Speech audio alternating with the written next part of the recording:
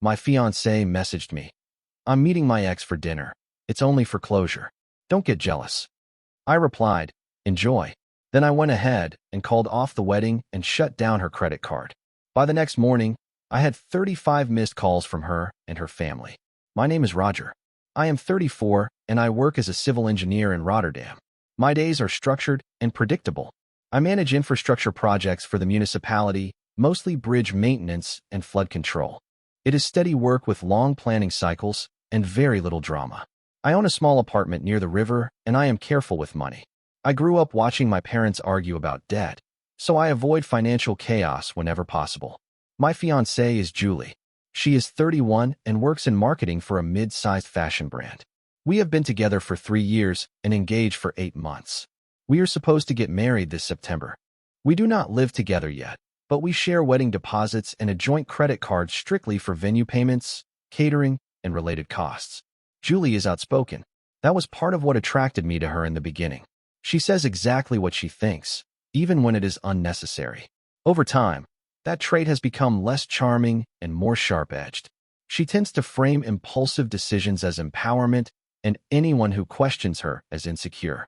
Last Thursday at 1840, while I was still at my desk reviewing drainage schematics, I got a message from her. She wrote that she was meeting her ex for dinner and that it was only for closure. She added that I should not get jealous. There was no lead-up, no conversation earlier in the day, just that message. For context, this ex was not distant history. They broke up a few months before she met me. She has described him as emotionally unavailable and unreliable. She has also referenced him during arguments, usually as a comparison point for how I respond to conflict. I read her message twice. What stood out was not the dinner itself. It was the instruction not to get jealous. That told me she anticipated the reaction and decided to manage it in advance instead of discussing it like an adult. I replied with one word: enjoy. Then I opened our banking app. For clarity, the joint credit card is in my name. Julie is an authorized user. We set it up specifically for wedding logistics so we could track deposits and vendor balances in one place. The venue alone required a significant advance payment, and I wanted transparency on everything. When I opened the banking app, I did not act out of anger. I looked at the outstanding balances and the upcoming scheduled payments. The catering installment was due in 10 days. The final venue transfer was set for next month. Together, they represented a large financial commitment. I thought about the timing. We were less than 4 months from the wedding. Invitations had gone out. Flights were booked by relatives. Her meeting her ex for closure was not something that should be happening at this stage unless there was unfinished emotional business. And if there was unfinished emotional business, I did not want to be legally binding myself to it. I disabled the credit card. It takes less than a minute in the app. I did not cancel it outright. I froze it so no new transactions could go through. Then I drafted an email to the venue requesting a pause on further payments pending a personal matter. I did not give details. I simply asked about the cancellation policy and potential penalties. After that, I called my older sister. She is practical and not dramatic. I explained the situation exactly as it happened. Her response was simple. If she needs closure from another man days before committing to you for life, you are not her first choice. That sentence settled something in me. Around 21:15, Julie texted again. She said dinner was going well and that I should relax. She added a smiling emoji. I did not respond. By 23:48, I received another message. She wrote that they talked about their past, and she felt lighter. She said this was healthy and mature and that I would benefit from trusting her more. There was still no acknowledgement that this might reasonably bother me. At 0:02, I sent one message. I canceled the wedding. Then I turned my phone on silent and went to sleep. I woke up at 6:30 like I do every weekday. I keep my phone on the dresser across the room, so I have to physically get up to turn off the alarm. When I picked it up, the screen was lit with notifications. 35 missed calls. Most were from Julie. The rest were from her mother, her younger brother, and 2 numbers I recognized as her close friends.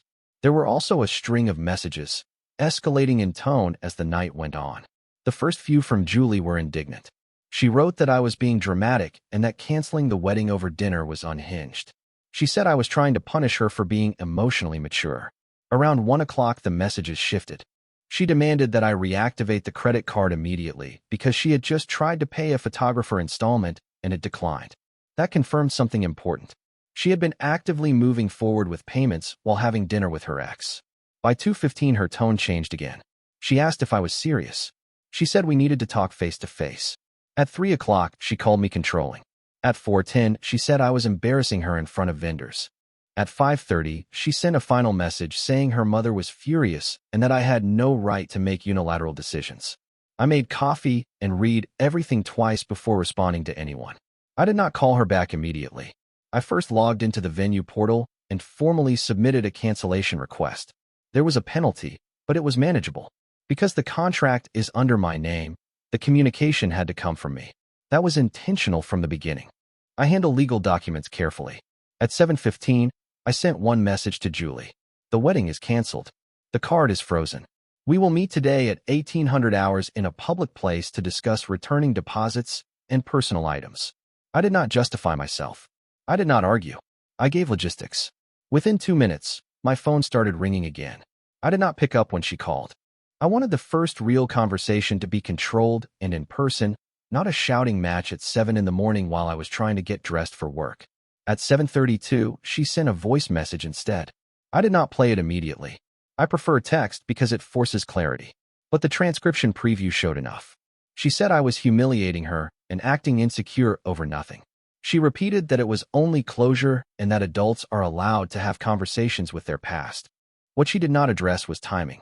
Closure is something you pursue before accepting a proposal, not 4 months before a wedding with deposits paid and families involved. Her mother called next. I answered that one. She opened with "How dare you?" No greeting. No question. She said Julie was devastated and that I was sabotaging my own future over jealousy. I listened without interrupting.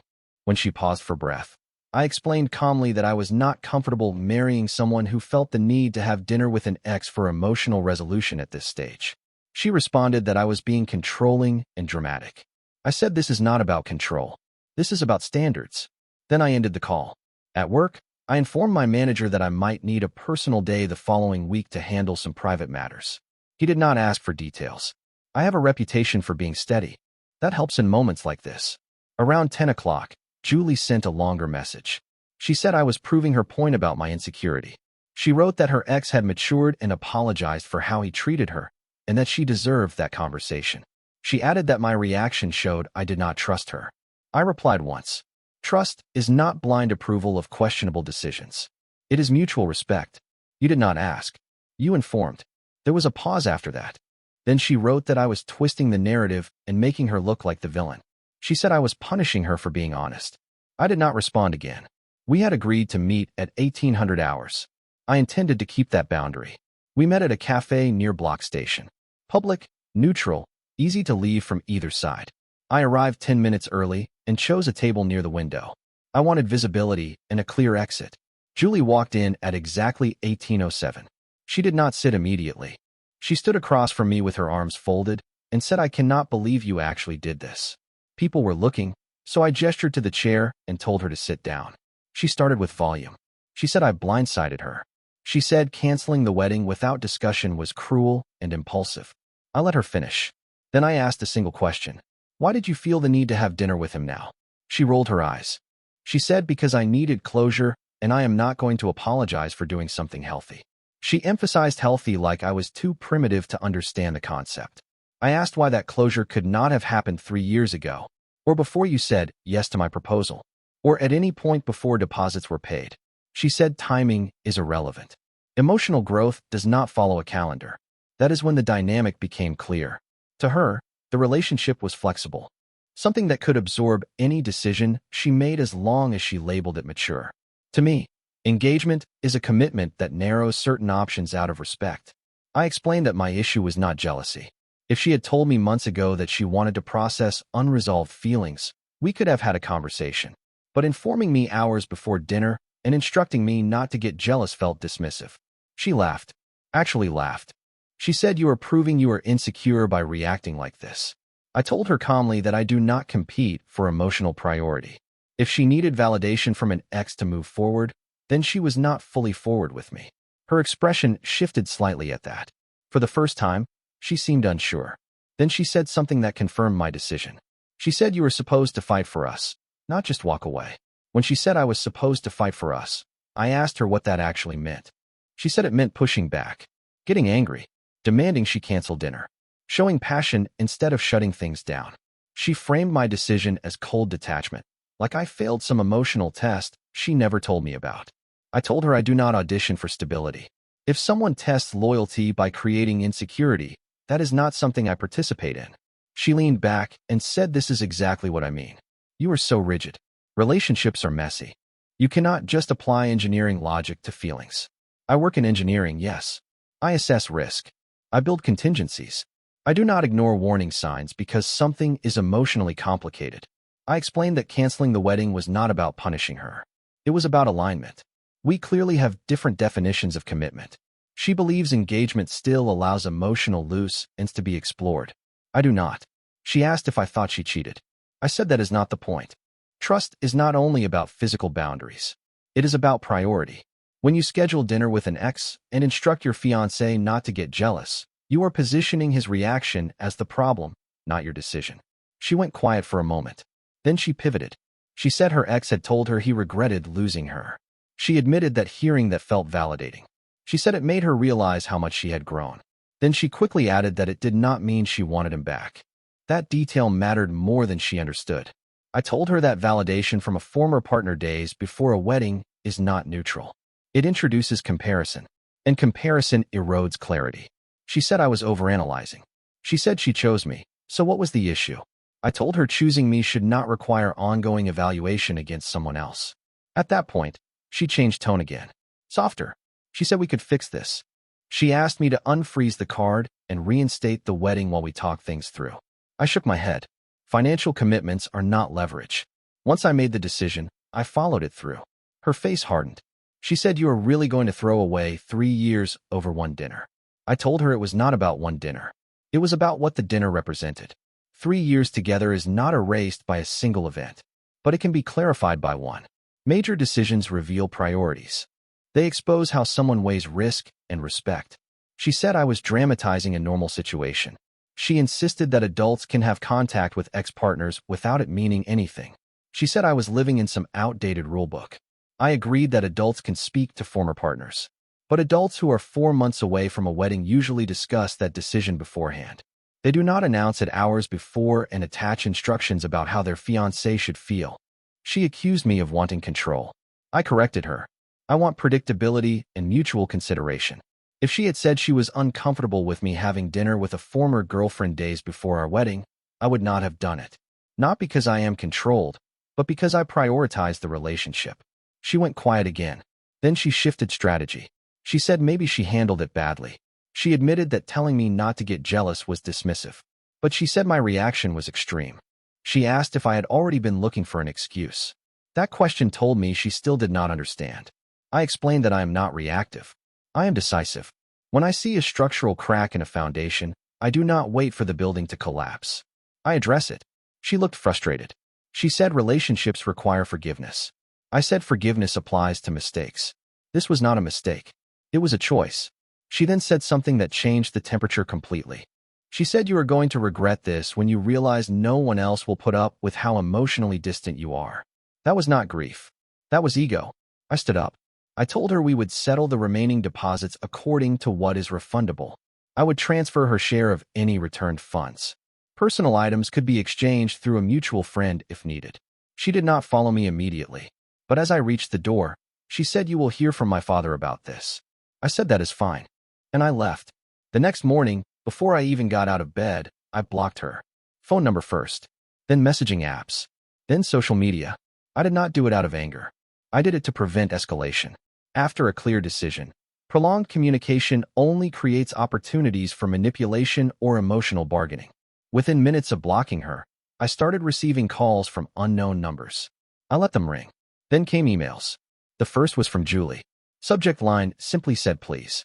She wrote that I was being extreme and that blocking her proved I could not handle adult conflict. She said couples fight and recover.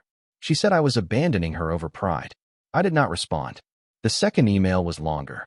She shifted tone again. She wrote that her father was disappointed in me, that I had embarrassed their family, that guests were already asking questions. She implied that I was responsible for reputational damage. That told me something important. Her primary concern was perception. Around midday, her father called from his office line. I answered that one out of courtesy. He spoke calmly, unlike her mother. He asked if I understood the financial implications of canceling a wedding this close to the date. I told him yes. I had already reviewed the contracts. The penalties were acceptable to me. He then said Julie was emotional and that perhaps I had overreacted. He suggested we take a week to cool down before making irreversible decisions. I explained that the irreversible decision happened when Julie chose to seek emotional validation from her ex days before committing to marriage. My response was a boundary, not a tantrum. He was silent for a moment. Then he said he hoped I would reconsider. I told him I would not. After that call, I blocked his number too. I spent the afternoon contacting vendors, photographer, caterer, florist. Each conversation was professional. Some deposits were non-refundable. I accepted that. Peace of mind has a cost. By evening, I transferred Julie her portion of the refundable amounts. I included a simple note in the transfer description. Settlement complete. No message. No explanation. Clean lines. For the first time since Thursday night, my phone was quiet. I assumed things would taper off after the financial settlement. I was wrong. 2 days later, a mutual friend texted me. He asked what happened because Julie was telling people I had a breakdown and canceled the wedding out of nowhere. According to her version, I could not handle that she maintained healthy boundaries with past relationships. That framing was strategic. I replied with a concise summary.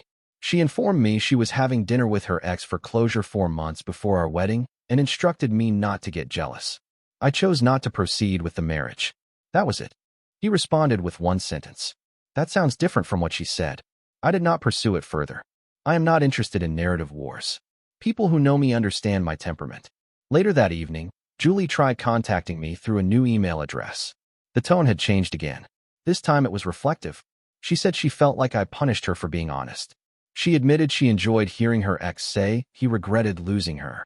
She said it made her question whether she had rushed into engagement. That line stood out. Not because it hurt, because it confirmed the underlying issue. If you are questioning whether you rushed into engagement, you do that privately before accepting a proposal. You do not explore it through dinner conversations with the person you used to date. She ended the email by saying she never intended to lose me and that she thought I would fight harder. There it was again. The expectation that love equals endurance. That commitment equals tolerating destabilizing behavior to prove devotion. I did not reply. Instead, I packed the few things she had left at my apartment into a small box. A spare jacket, a book, some toiletries. I dropped it off with the mutual friend who had texted me earlier. No note attached. By the end of the week, the silence was complete. No more unknown numbers. No more emails. Just quiet. It has been 3 months. The venue refunded part of the deposit. The catering kept theirs. Financially, I absorbed the loss without issue. I adjusted my savings plan and moved on. Logistically, everything was resolved within 2 weeks. Emotionally, it was simpler than I expected. People have asked if I regret acting quickly. The honest answer is no. If anything, I am relieved the fault line appeared before legal paperwork and shared property were involved. Looking back, the dinner was not the first signal. It was just the clearest one. Julie often framed challenges as tests. If I did not react with enough intensity, she questioned my depth. If I reacted too firmly, she called me rigid. The standard moved depending on what validated her in the moment. The message about closure was consistent with that pattern. It positioned me in a defensive role before I had even responded. Do not get jealous implied that jealousy would be irrational. That left no room for reasonable concern. Marriage requires shared definitions, shared boundaries, shared assumptions about what is appropriate without negotiation. We did not have that. About a month ago, I ran into a colleague who had heard the wedding was canceled. He asked if there was a dramatic story. I told him no. There was a misalignment discovered at the right time. That is still how I see it. I have not unblocked her. There has been no final conversation, no attempt at friendship. Clean breaks are cleaner for a reason. If she wanted validation from her past before committing to a future, she is free to pursue that path fully. I prefer partnerships where commitment does not require performance. The night she texted that she was meeting her ex and told me not to get jealous, she probably expected an argument. Maybe raised voices. Maybe a grand gesture. Instead, she got clarity. And clarity does not negotiate.